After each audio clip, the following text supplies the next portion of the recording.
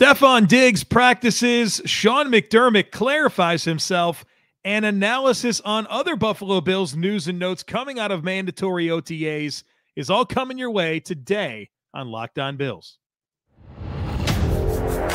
You are Locked On Bills, your daily Buffalo Bills podcast. Part of the Locked On Podcast Network, your team every day.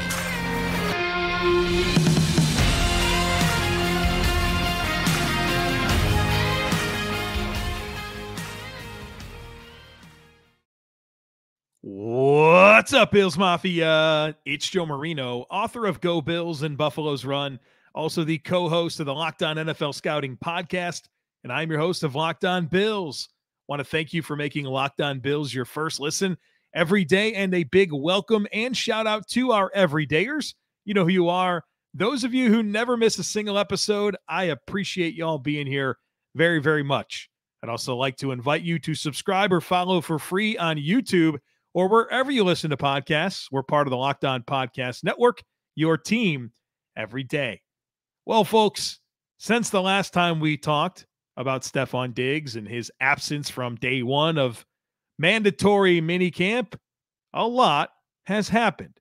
And so on today's episode, we are going to get caught up with the narrative of what's been happening with the Bills and Stefon Diggs in that situation. Then I want to share some of my personal thoughts about the whole thing. I think we gained a little bit more clarity throughout the day after Diggs was at practice and Sean McDermott came out and had some remarks. I want to reflect on those and give you some of my personal takes. And then we'll close with the other things that are happening with the Bills that aren't related to Stefon Diggs to close out today's episode. But let's start with what's been happening since the last time that we talked. And so the last time we spoke was yesterday, coming out of all of the drama surrounding Stefon Diggs and him not being at practice. Since then, Stefon Diggs put out an Instagram story on Tuesday evening. It was just a black background with white words, and this is what it said. I just be letting people cap. If them lies help you sleep better, tell them, big dog. And for those of you who may not know what cap means, it means lying or faking. And so that's all. That's what we heard from Stefon Diggs or anybody else since the last time that we spoke. Then practice was or did happen on Wednesday morning, and it was my expectation that there would be some sort of pre-practice press conference. That's a typical trajectory of a day that is open to media, is you get a pre-practice press conference, typically from a coach, and then you have a practice, and then after the practice, you get to hear from players. There was no pre-practice press conference. And so then they just had their regular practice at 12:15 p.m. Eastern time on Wednesday. And what's interesting is that the Bills and most teams have a policy that credentialed media in attendance aren't allowed to tweet anything about the practice until after the practice is over. But the team, the Bills, made an exception to their policy and allowed credentialed media to share that Stefon Diggs was in fact at practice. And that was a really good step in allowing this story to cool down. And so he practiced. He didn't do team drills, but he did participate in individual and group drills, which makes sense. I mean, it's his first day. He's behind everyone else that's been there throughout the course of the offseason. And Sean McDermott commented on that and said, hey, look, we got to ramp him up. He's in great shape. He passes physical, but there was probably no reason for him to just step into team drills at this point in the process, knowing that it's the last day of OTAs and training camp in 6 weeks is the next big opportunity. You can just embrace Stefon Diggs then. So Stefon Diggs practices individual drills. Team makes an exception about allowing credentialed media to share that Stefon Diggs was at practice. We see a lot of video from beat reporters and the team And of course, a lot of that is centered on Stefon Diggs. And when you watch it, everything seems normal. Stefon Diggs is dapping up teammates, handshakes with Josh Allen, taking the time to be intentional about calling over a couple of the younger receivers and showing them some different techniques. It looked like everything was normal. And of course, that's a great thing. And then after practice, we get a chance to hear from Sean McDermott. And I was glad that Sean McDermott did do this, like that he did speak after practice. It was absolutely necessary. We couldn't possibly go 6 weeks stewing on this story. And so Sean McDermott met with the media, and I want to share with you some of the most important things that he said. And so he gets up there and he says, I wanted to follow up regarding my comments regarding Steph's situation from yesterday. In doing so, I hope to provide better clarity and understanding for all of the situation. There are a lot of things out there that aren't accurate. Let me be clear. Steph did everything that he was asked to do. He was here Monday and executed his physical on time. He reported on Tuesday and reported for meetings, at which time we had a good conversation and communication. We got to a point yesterday where we all felt like we needed a break and some space. So I gave him permission to get space and head out. And then we picked up the conversation after practice. Let me be clear that it was not Steph leaving unexcused. He was excused by me. So those conversations got us to what I believe is a great spot. I appreciate Steph being willing to communicate. He did a great job. You need to understand that Steph's a valuable member of our football team. He's a captain and leader of our football team. He works extremely hard as any player that I've been around to be elite, and that's what he is. And I love him. I want to make sure you all understand what the situation is, because there are some things that have been said that aren't fair, and I wanted to provide clarity. Then he was asked a follow-up about, well, Sean, you're the one that came out yesterday and said that you were very concerned.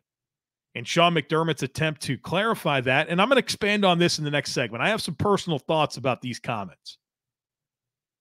Sean said, whenever a player has something going on or is not here, I am concerned. That's my sentiment with any player. In particular, a player as important to us as Steph. That's just who I am. It was a situation that we needed to work through. And that kind of leans into some of the commentary that Josh Allen and Von Miller had yesterday regarding Sean McDermott's very concerned comment. And then Sean gets to a point where he adds these nuggets. He said, I feel like we're in a really good spot. I feel confident about that. And he also said, I feel like it's resolved. And so I have a lot of thoughts on that here coming up in just a moment. But first, I do want to tell you about FanDuel. Make your way to FanDuel, because right now, new customers can get a no-sweat first bet up to $2,500. That's $2,500 back in bonus bets if your first bet doesn't win. And I love betting over at FanDuel. They have great promotions every day. You get paid instantly. It's a safe, secure, and easy-to-use app, and there's so much great stuff to get in on over at FanDuel. I know that the NBA and NHL seasons are over, but football's futures bets are there for you. So win totals, over-unders on, player props for rushing yards, receiving yards, passing yards, awards. You can bet on the week 1 odds right now. So much good stuff to check out. Of course, Major League Baseball is in full swing as well. So visit FanDuel.com/lockedon and get a no-sweat first bet up to $2,500. That's FanDuel.com/lockedon. FanDuel, official sports betting partner of the NBA.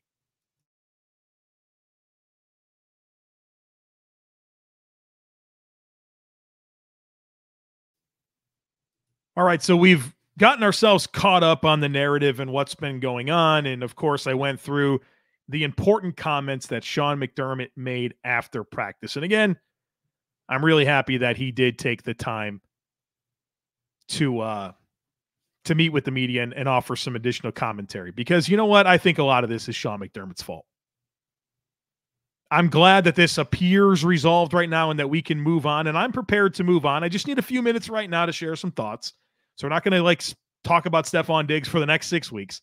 We're going to put this to bed after I get some thoughts out right now. But I think that Sean McDermott's choice of words, saying he was very concerned yesterday, sparked all of this.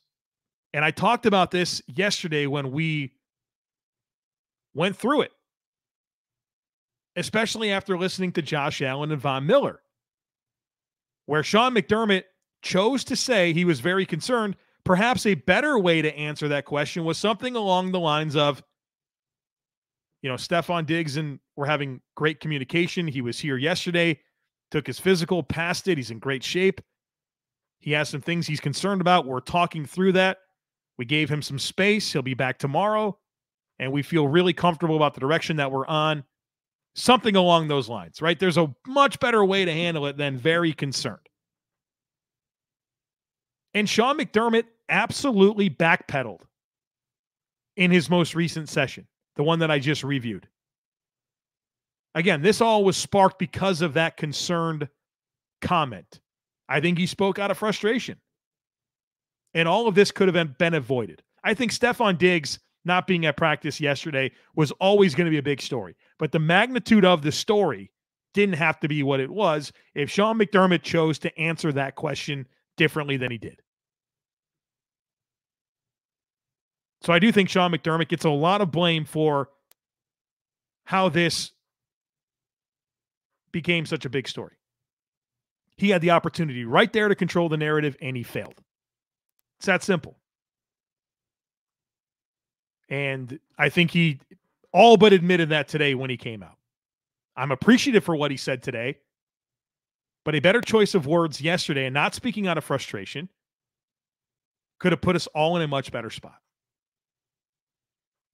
But the bottom line here, we're moving past Sean McDermott, very concerned how he backpedaled today. The bottom line here is that something weird is going on with Stefon Diggs. This is weird. It appears resolved for now, right? We're getting that messaging. We're seeing Stefon Diggs and Josh Allen high-fiving, catching passes, doing the normal stuff. But this is weird. There are 2,880 NFL players right now under contract. 90 players, 32 teams. You do the math, that equals 2,880. 4 of those 2,880 did not attend a mandatory minicamp practice. Connor Williams with the Dolphins, Chris Jones with the Chiefs, Danielle Hunter with the Vikings, and Stefon Diggs with the Bills. The first 3 players that I named, Williams, Jones, Hunter, we know why they weren't there. They're all seeking new contracts. It makes perfect sense. Last year of their deal, underpaid, want to maximize their opportunity to get some additional money. It all makes sense. Nothing to say there. And then there's Diggs. Whatever led to the events of yesterday is completely strange in the landscape of what almost always happens in the NFL. It's weird. It's a weird situation. And while it appears resolved, according to Sean McDermott, he's confident in that. Is it resolved or is it on hold? What happens when Stefon Diggs inevitably has that first media session? It won't feel over then. I'm sure the media, rightfully so, will come hard with questions, and we'll see what Stefon Diggs has to say. So question number 1 is, what happens when Diggs has a media session? What does that look like? My next question is, what happens if the Bills don't win the Super Bowl? I mean, obviously he's frustrated over things. He's mad. He wanted to make a statement, and he did. We've been wondering, even if you called this a nothing burger, We've all been wondering what it's going to be like when Stefon Diggs comes back after the blow up on the sideline against the Bengals, abruptly leaving the facility, and what he said to the national media in the weeks following the loss to the Bengals. We've all been wondering. That's why it was my biggest story entering minicamp. Was he going to be there? And I chose to even address it during the voluntary sessions. I know it's voluntary, like we went through that, but it was still a situation where I said, you know what, man, I wish Diggs was there. I wish that this was resolved and over. And I question right now if it really is. So my question is, what happens if the Bills don't win the Super Bowl? Can he handle it?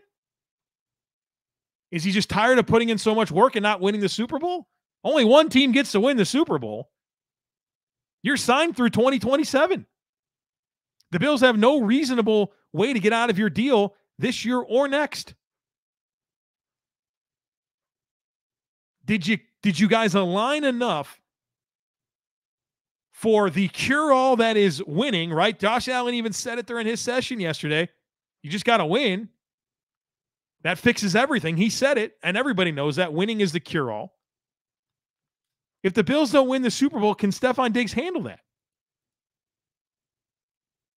Well, maybe they do lose in the playoffs, but Stefon Diggs has 10 catches for 120 yards and 2 touchdowns. Is that better? Is that different? If the Bills don't win the Super Bowl, but Stefon Diggs' opportunity in the offense doesn't fade like it did last year, will that be okay? So I wonder if this is over or if it's on hold. I'll leave it at that. And I certainly hope to enjoy Stefon Diggs catching passes from Josh Allen through at least 2027 when Diggs' contract is set to expire when he's 34 years old. And I'll close out our Diggs discussion with this quote from Mitch Morse, which I absolutely love. Of course, Mitch Morse commenting on the Stefon Diggs situation. Mitch Morse said, quote, "They're doing the things that they're supposed to do, which is to have possibly uncomfortable conversations, have some candidness, which can be hard at times, but in the end, you appreciate it. I want Steph and everyone to be the happiest versions of themselves. He is one of the best teammates I've ever been around." All right. Coming up after a quick break, we are going to talk about non-Stefon Diggs Buffalo Bills news, notes, and nuggets coming out of mandatory minicamp.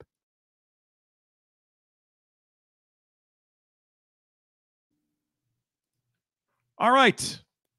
More to get to here today, but first I would like to invite you to join the Locked On Bills subtext community. Check it out. There is a link in today's show notes, whether you're watching on YouTube or listening on a regular podcasting platform. You can click on the show notes and find a link to join the Locked On Bills subtext community. Something fairly new that we're offering. Here's what you get. My favorite part is the one-on-one text conversations with me. Obviously, the last few days have been really busy, all this Stefon Diggs news. And so I've been, texting back and forth with subtext subscribers, sharing thoughts, listening to thoughts. And it's been really, really cool. You get priority when it comes to herd mentality. You get some exclusive content. I'll give you regular Bills musings, texts, my first reaction to all Bills news. And so, as the Stefon Diggs narrative was unfolding, I sent out 3 texts over the last 3 days to kind of recap some of my initial thoughts on everything. And that's been really cool. Of course, there's been a lot of news lately with the extension for Ed Oliver and Leonard Floyd and Brandon Shell, Cam Dantzler. Once camp heats up, there's going to be a lot coming out. So that's really cool. And then we have had some giveaways, and it's been really awesome. So check it out, the Locked On Bills subtext community. Link in today's show notes to join. Again, nothing changes with the normal delivery of the podcast. It is simply an extra layer of engagement for anybody who might want it. All right, so let's close things out by focusing in on the other stuff. And so let's start with participation.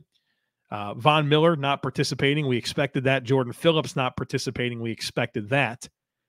Dawson Knox did not practice. And we understand that he was banged up at the end of practice yesterday, going up and trying to catch a pass from Josh Allen. Taylor Rapp and Kyer Elam were in coverage, according to the tweet from Matt Marino. And he went down hard. He got the attention of trainers, came back and was on the sideline, but didn't finish the practice. And then, of course, today he didn't practice at all. Had a knee sleeve, or like a compression sleeve over his knee.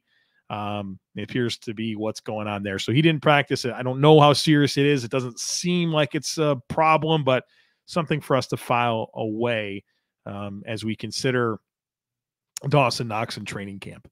Also, regarding tight ends in participation, Zach Davidson, one of the Bills' tight ends, he is on injured reserve. This is something that was discovered by Joe Biscaglia, that on the NFL transaction wire, Zach Davidson was listed on IR. And so that means his season is over, and the Bills have an open roster spot. And former Packers tight end Nick Guggemos has been at camp over the last couple of days on a tryout basis. And so he's 27 years old, has been a practice squad player for the last few seasons, bounced around between the Browns and the Packers in 2021, 2022. So we'll see if he gets the opportunity. The Bills will probably need to add a tight end. I mean, it's Dalton Kincaid, Dawson Knox, Joel Wilson, Quentin Morris, and then they need another body there. So I'd anticipate the Bills adding a tight end at some point over the next 6 weeks or so. Nick Guggemos, maybe it's him. His dad played in the NFL for 4 seasons. In fact, his last season was with the Bills, but he didn't make the roster. He was cut during preseason. But that could be the path there, but I would expect the Bills to add a body at tight end. Lorenzo Alexander was present at practice today. I love that Sean McDermott does this. You'll see former players that he's coached. We've seen Luke Kuechly around the facility, Kyle Williams, Lorenzo Alexander. All of that's good, right? I love to see players come back, right, and maintain those relationships. I think that's healthy for the organization. I think it's good for the players, and really, really helpful. Obviously, Lorenzo Alexander, one of the most respected players during my time rooting for the Buffalo Bills, and so having him around is only a good thing. Now, one of the downsides to the Stefon Diggs conversation that has dominated the headlines over the last 2 days is we just haven't gotten that much in the way of practice reports, right? No real nuggets to look into and figure out where guys are lining up or about, position battles or anything like that. And so I come away from this minicamp quite underwhelmed with the knowledge that I gained about the stuff that I really care about, right? I mean, the Stefon Diggs stuff is what it is. We have to talk about it, but you guys know me. I just want to talk about football. And instead I'm talking about the attendance of one of the Bills superstars. And I think it's really taken away from the typical practice recaps that we normally get. So we don't have much to share, but I think one thing that I have gathered from reading Sal Capaccio and listening to Matt Marino, the outstanding host of the Shout Buffalo Football podcast with Ryan Talbot, and then Sal, of course, Bill's sideline reporter and of WGR 550. They both have had some really good things to say about Khalil Shakir. And I'm excited about that. You guys know what I think about Khalil Shakir. A 3rd-round grade from me last year, a player that I think would have been, I can't remember, it was like top 7 or top 8 receiver for me in this year's class. Got a chance to play quite a bit last year. Not necessarily get a ton of opportunity in the passing game. I think he had like 10 catches, but was pretty meaningful in both of the playoff games. And, I've been really interested to see what type of role he's going to command this year, especially with the arrival of Trent Sherfield, the arrival of Deontay Hardy. What does that mean for Khalil Shakir? It's tough to say, but hearing about him and his consistency and making tough catches and scoring some touchdowns throughout the course of the offseason has been really encouraging. And so he's a player that feels like he's out of sight right now, but maybe he will have a big role. And obviously, you're looking at your pillars of your passing game being Stefon Diggs and Gabriel Davis and what's going to happen with Dawson Knox. But that slot position and those other targets being absorbed by a Kincaid and a Deontay Hardy and a Trent Sherfield and a Khalil Shakir, that's one of my most intriguing questions going into this season. And, I'll be paying a lot of attention to that throughout training camp is how do those targets get distributed this year, right? That's going to be a fascinating thing because you can really appreciate those 3 different skill sets. Trent Sherfield has some size, some blocking ability, some physicality, speed, hands. Deontay Hardy's a jitterbug that has a lot of shiftiness to him, and he's really explosive yards after catch guy. Khalil Shakir's kind of a do-everything player that, all these guys can play inside and outside. And so how do they all get incorporated? What type of opportunity do they command? I think that's going to be a really fun storyline to pay attention to. And I don't want to forget about Khalil Shakir in this conversation. I know Deontay Hardy signed a 3-year deal. Trent Sherfield, there's some momentum there. It feels like he's really gotten the opportunity with Diggs not participating until today. It feels like that's been the guy that's received a lot of that run. And you've heard Josh Allen say really good things about Trent Sherfield. And how does this all come together? It's a good problem to have. They're not all going to be high volume targets. That's just not possible. So which of them really emerges? And I think you can talk yourself into all three of them. So that's definitely something that I don't want us to lose sight of as we consider this football team in 2023. The last thing I'll say is I just feel like we still have so much to learn. CB2, big-time competition there. Middle linebacker, big-time competition there. We just talked about these wide receivers, the edge competition, right? One of Boogie Basham, Shaq Lawson, Shane Ray, like probably one or two of those don't make the team. How do we sort that out? What's things look like at guard right now? I have no idea. Is Ryan Bates the favorite? Does Osiris Torrance have a chance? Should we be sleeping on David Edwards? I think there's a lot to be learned there. Obviously, Connor McGovern, haven't heard a thing about that guy, right? The Bills, it was the biggest contract they handed out this offseason was, to a free agent was Connor McGovern. How are things going there? I don't think we've heard a peep about it.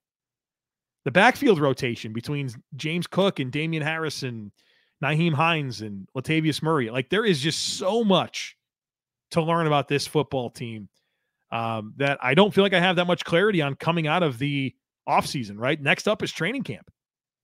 And so that's the stuff that I'm really kind of focused in on, and I'll be speculating a lot over the next 6 weeks regarding. I guess the last note here is that the Bills did what we expected them to do. They canceled the final day of minicamp. It's a pretty normal thing. I can't remember the last time Sean McDermott didn't do it.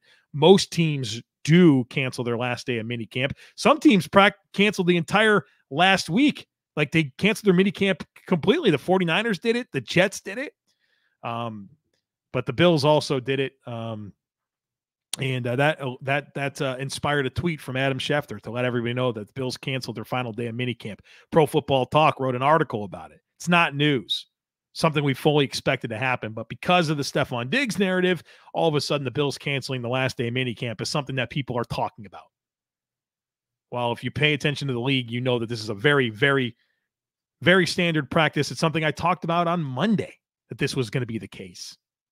That's before we knew anything about Stefon Diggs. So you want to talk about a nothing burger, that's a nothing burger that the Bills canceled their last day of minicamp, just like the Patriots and Colts announced that on Wednesday, but I don't see Adam Schefter and Pro Football Talk tweeting and writing about that. So there's your little mini rant to get us out of here. Very excited for tomorrow. Greg Thompson, Cover One. He's going to join me for a Brandon Beane conversation. There's been a lot of questions about the Bills GM, right? Is he the right guy? How good of a job is he doing? Where does he rank among the other GMs? Where is he underrated? Where does he deserve criticism? Greg and I are going to unpack that all for you on tomorrow's podcast. So don't miss it.